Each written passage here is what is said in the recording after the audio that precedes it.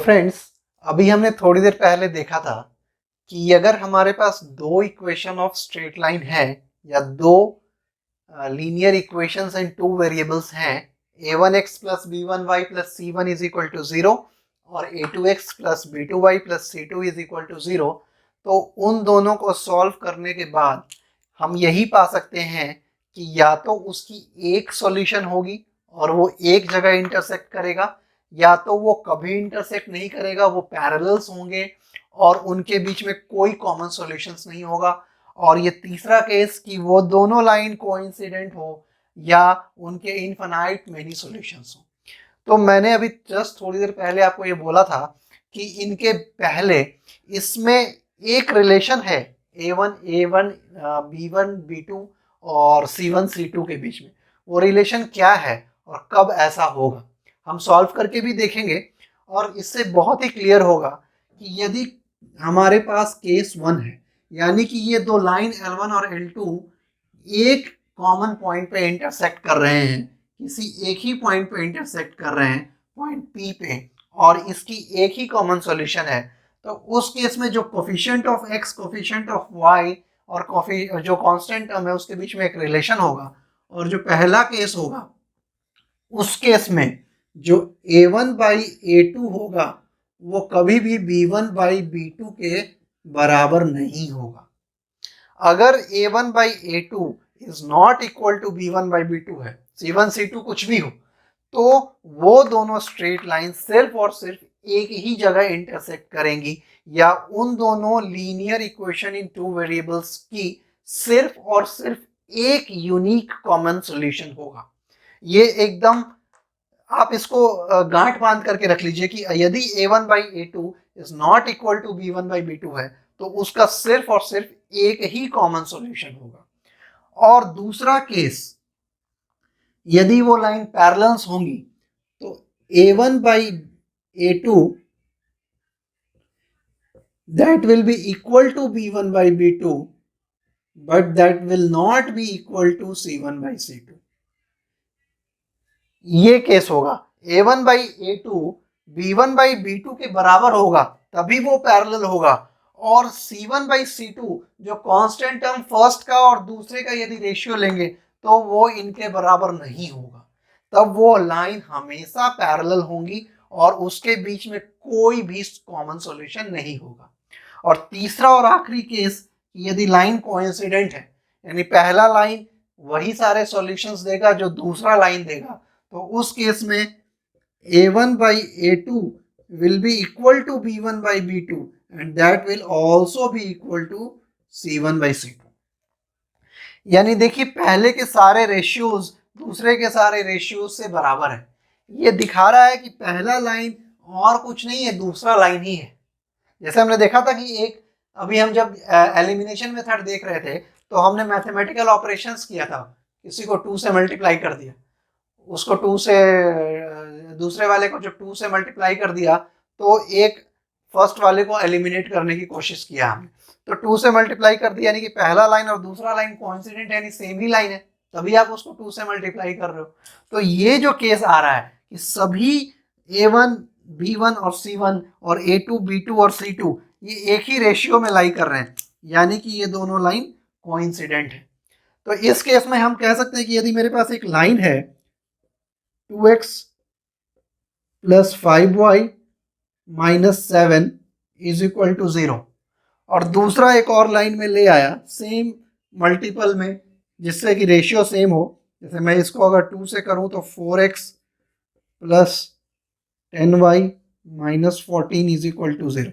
Actually में क्या है, इसी लाइन को मैंने 2 से मल्टीप्लाई कर दिया सारे को जो मैं एलिमिनेशन मेथड में यूज किया था, तो देखिए ये सेम लाइन ही है। तो इस केस में यदि मैं देखूं तो मैं कहूं कि a1 by a2 is equal to b1 by b2 and it is again equal to c1 by c2। क्या हो रहा है, 2 by 4 is equal to 5 by 10 is equal to minus 7 by minus 14। तो ये देखिए ये भी 1 by 2 आ रहा है, ये भी 1 by 2 आ रहा है और ये भी 1 by 2 आ रहा है। तो इस केस में हम कह सकते हैं कि ये दोनों लाइन एक्चुअली में कोइंसिडेंट लाइन है। तो ये दोनों लाइन सेम ही लाइन है, या दोनों लाइन के इनफाइनाइट कॉमन सॉल्यूशन है, जो इसका सॉल्यूशन वही इसका सॉल्यूशन है। और इस केस में आप देखो a1/a2 is equal to b1/b2 है, and that is also equal to c1/c2। अब यदि मैं इस केस का एग्जांपल लूं, मैं कहूं 2x plus 5y minus 7 equal to 0, और इस केस में मैं इसको लिख दिया 4x प्लस 10y और माइनस यहां कर दिया 5 इक्वल टू 0। अब देखो a1/a2 जो है, यदि मैं कहूं कि a1/a2 is equal to b1/b2 है, but that is not equal to c1/c2, तो इस केस में इसका कोई सॉल्यूशन नहीं होगा और ये दोनों लाइन पैरेलल होंगी। आप इसको ग्राफ में प्लॉट करके जब देखोगे तो आप देखोगे कि ये जो लाइन है ये हमेशा पैरेलल है और इसकी कोई कॉमन सॉल्यूशन है ही नहीं, इसको आप सॉल्व ही नहीं कर पाओगे। यहाँ हमने देखा था कि सेम ही लाइन है, यहाँ पे ये लाइन बिल्कुल भी पैरेलल रन कर रही है। और इस केस में जो ये मेरा पहला केस है, इस केस में a1/a2 is not equal to b1/b2 होगा। c1 के लिए मेरा कोई मतलब ही नहीं है, मैं यही कह दूं 2x plus 5y is equal to 7, एक लाइन मैंने लिखा, और दूसरा मैं लिख दूं 5x plus 4y is equal to 7 या 5, कुछ भी लिख दिया। अब ये दोनों लाइन की मैं बात करूं तो a1/a2 is not equal to b1/b2, a1/a2 is not equal to b1/b2, और c1 के लिए मुझे कोई रिलेशन की जरूरत नहीं है। इस केस में मेरा सिर्फ और सिर्फ एक ही कॉमन सॉल्यूशन होगा और वो एक दोनों लाइन एक ही जगह पे इंटरसेक्ट करेंगे। तो फ्रेंड्स अभी हमने क्या देखा, अगर एक सॉल्यूशन होना है तो a1/a2 will never be equal to b1/b2। जैसे ही आप ये देखोगे तो वो आप जान जाना कि सिर्फ और सिर्फ एक ही सॉल्यूशन होने वाली है उस pair of linear equation of straight lines की, या वो पेयर ऑफ लाइंस की। और दूसरा केस में यदि a1/a2 is equal to b1/b2 है लेकिन वो c1/c2 के बराबर नहीं है, तो इस केस में वो लाइन हमेशा पैरेलल है, उसकी कोई कॉमन सॉल्यूशंस नहीं होगी, यानी वो दोनों लाइन आपस में कभी भी इंटरसेक्ट नहीं करेंगे, या जो लीनियर इक्वेशन इन टू वेरिएबल्स की जो पेयर है उसका कोई कॉमन सॉल्यूशन नहीं है। और थर्ड केस कोइंसिडेंट वाली केस, उसमें तो a1/a2 is equal to b1/b2 is equal to c1/c2 है, दोनों लाइन एक ही लाइन है, या दोनों लाइन एक दूसरे पे कोइंसिडेंट कर गई है, ऐसा हम कह सकते हैं। तो ये तीनों केस के लिए हमने जो कोफिशिएंट के बीच में जो रिलेशन है उसको हम देखें कि कैसे वो एस्टैब्लिश हो रहा है। अब फ्रेंड्स मैंने 4 इक्वेशन ऑफ स्ट्रेट लाइन लिया है, या मैं कहूँ कि 4 मैंने लीनियर इक्वेशंस इन टू वेरिएबल्स कंसीडर किया है, और मैं उन चारों को एक ग्राफ पे पहले प्लॉट करूंगा और फिर मैं देखूंगा कि क्या रिलेशन एस्टैब्लिश हो पाता है। तो पहला इक्वेशन जो है मेरा वो x plus y 2y is equal to 4। Let's say ये लाइन L1 है, तो ये equation x plus 2y is equal to 4 को मैं अगर इस ग्राफ में प्लॉट करना चाहता हूँ, तो मैंने भी पहले देखा था कि मुझे x और y को 0 करके 2 पॉइंट लेना है और उसको मुझे प्लॉट करना है। तो यदि मैं x इज इक्वल टू 0 इसमें पुट करूं तो y इज इक्वल टू आता है 2, तो x इज इक्वल टू 0 पे y इज इक्वल टू 2, यानी कि 0 2 इसका एक सॉल्यूशन होगा, या इस लाइन पे लाई करने का एक पॉइंट होगा।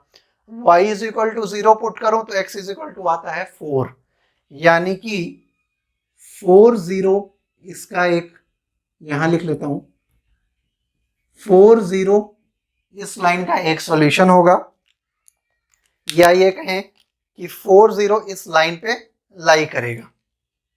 अब हम दूसरा ले लेते हैं, ये मेरा एक दूसरा इक्वेशन है L2, इसकी यदि मैं सॉल्यूशन देखूं तो मैं x is equal to 0 put करता हूं पहले, तो x इज इक्वल टू यदि मैं 0 पुट करता हूं तो y का वैल्यू क्या आता है, y का वैल्यू आता है 6/3 यानी कि 2, यानी 0 2 से तो ये भी पास कर रहा है।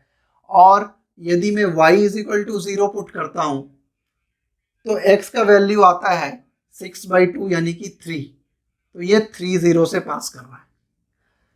मेरे पास एक तीसरा इक्वेशन है, और तीसरे इक्वेशन को यदि मैं L3 कहता हूं तो L3 का यदि मैं सॉल्यूशन देखूं तो x is equal to 0 put करने पे y का वैल्यू आता है 4/5, सॉरी 5/4, यानी कि 0,5/4 इसका एक सॉल्यूशन होगा। और y is equal to 0 put करने पे x का वैल्यू आता है 5/2, यानी कि 5/2, 0 इसका एक सॉल्यूशन होगा। और ये लास्ट इक्वेशन है मेरे पास।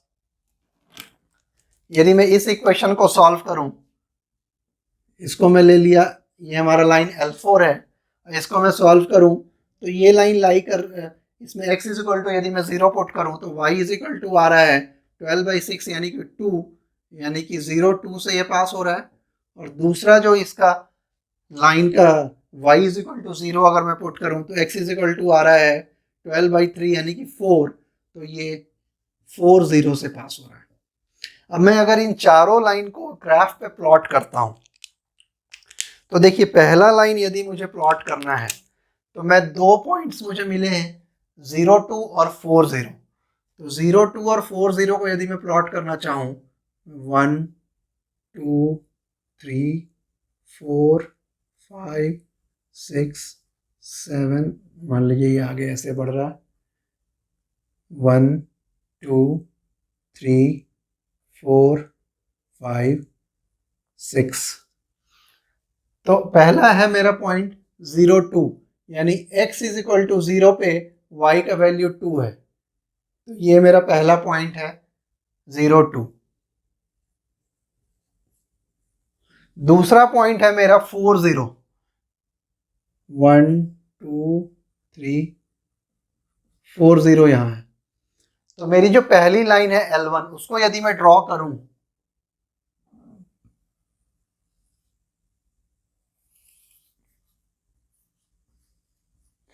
तो मैंने L1 को ऐसे ड्रॉ कर लिया है, ठीक है। अब मैं दूसरे लाइन को ड्रॉ करता हूं।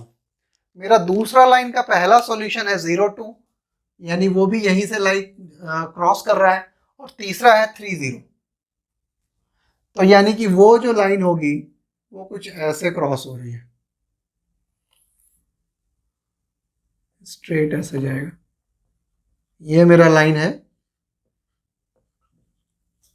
L2। तीसरा जो मेरा लाइन है वो है 0,5/4। 5/4 को यदि आप निकालना चाहेंगे तो ये है 0,4 1 4 1 0 4 2 8 2 0 4 5 20, यानी कि 1.25 के आसपास आ रहा है। और ये दूसरा जो लाइन है इसका 5/2 यानी कि 2.5, 0।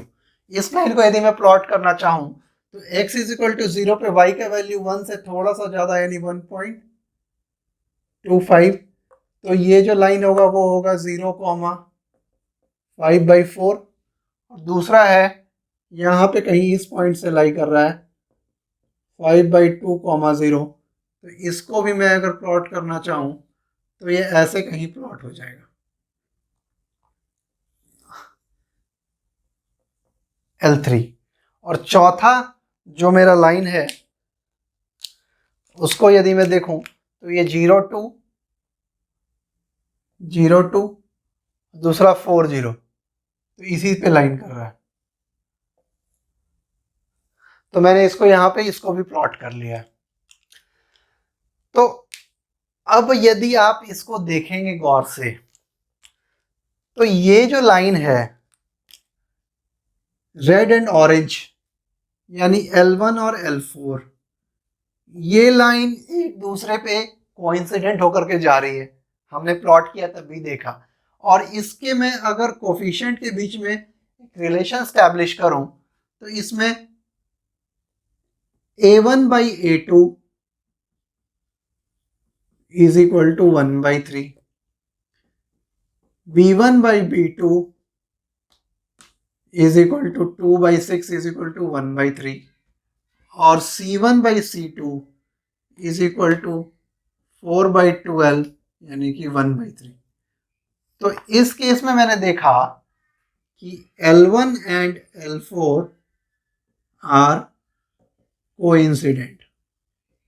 ये हमने प्लॉट भी किया तब भी वो एक ही लाइन पे कोइंसाइड कर रही है।